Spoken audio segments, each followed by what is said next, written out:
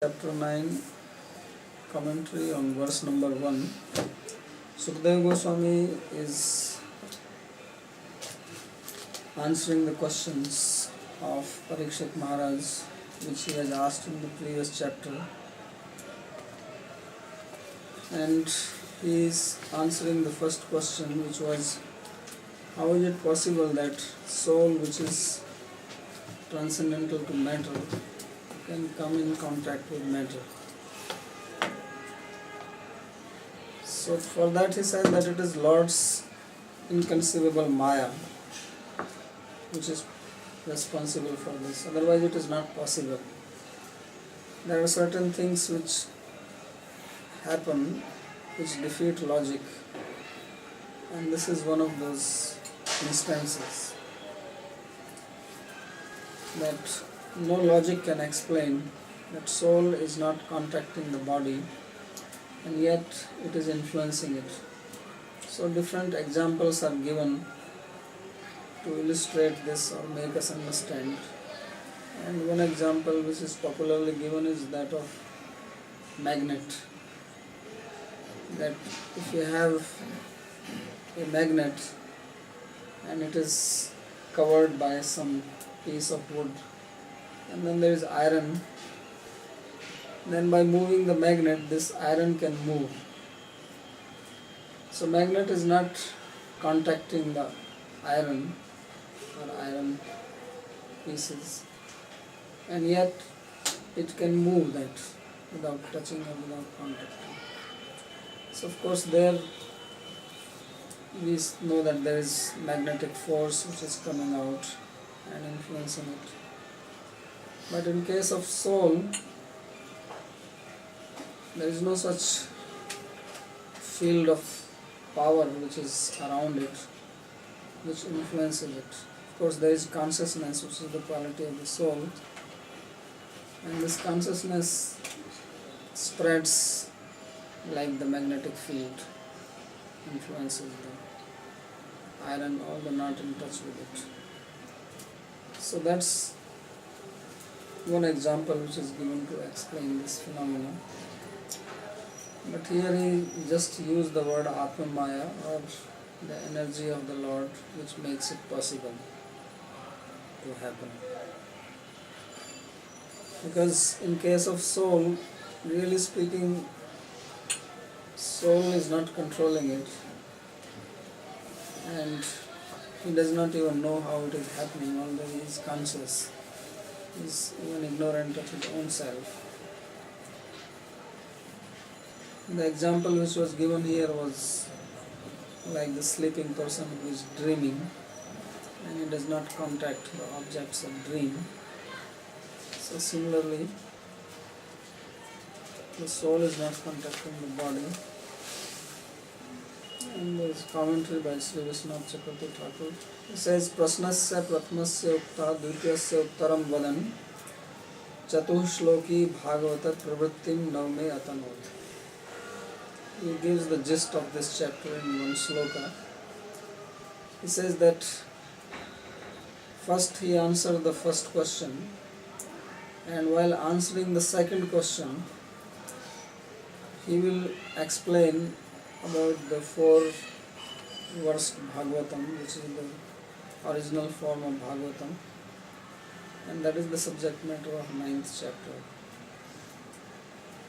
Then while explaining this verse, he says, Yat Prishtam Yadadhatumatiti Anene Jivasya Deha Sambandho Nirhetukaha Sahetuko Vatatra Uttaramaha. It was asked earlier that the relation between soul and body, is it causeless or it is causal?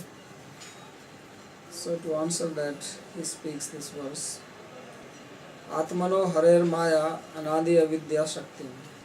This Maya of the Lord is ignorance which has no beginning.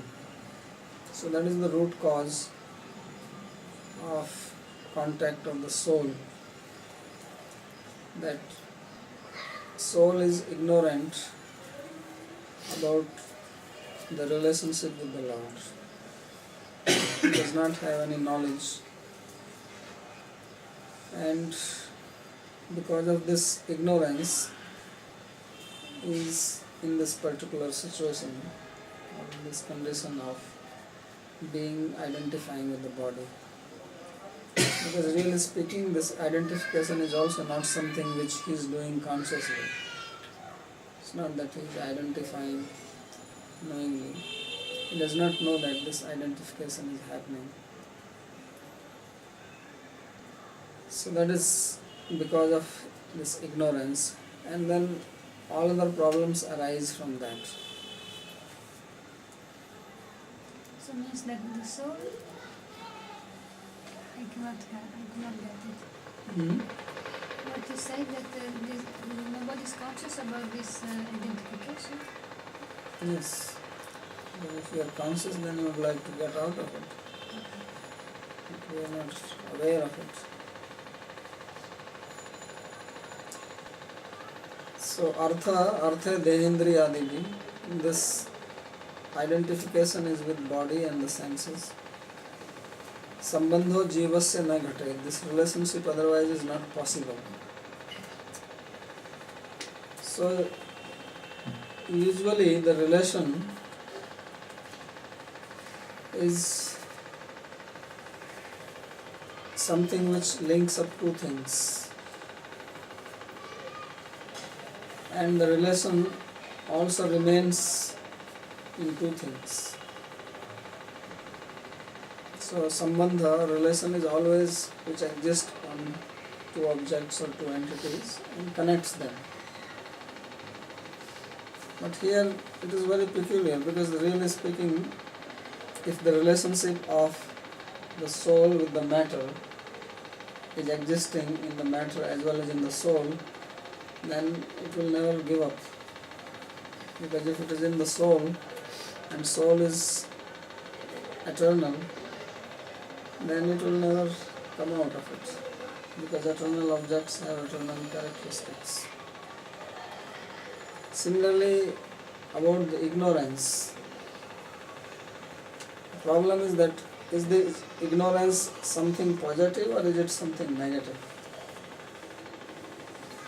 When we say that soul has ignorance, it seems like as if ignorance is some positive quantity, like an attribute.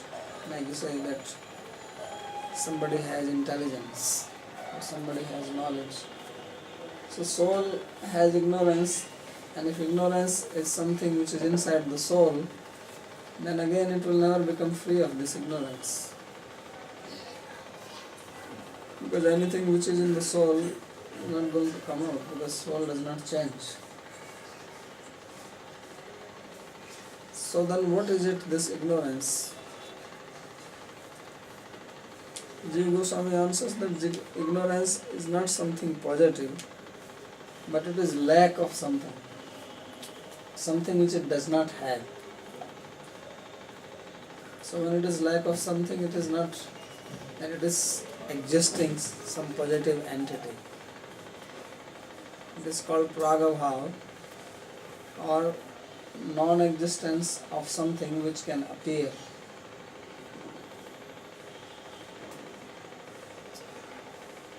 Or which can become available. Like before you create anything or you manufacture anything, there is a non-existence of that object. If you are cooking some dish, and before you cook that dish, there is non-existence of that dish. So this non-existence is not something physical or positive existing. It's non-existence. And it signifies that that object can come into existence. So there are different, actually 4 types of non-existences, and only one type of non-existence is there which can be removed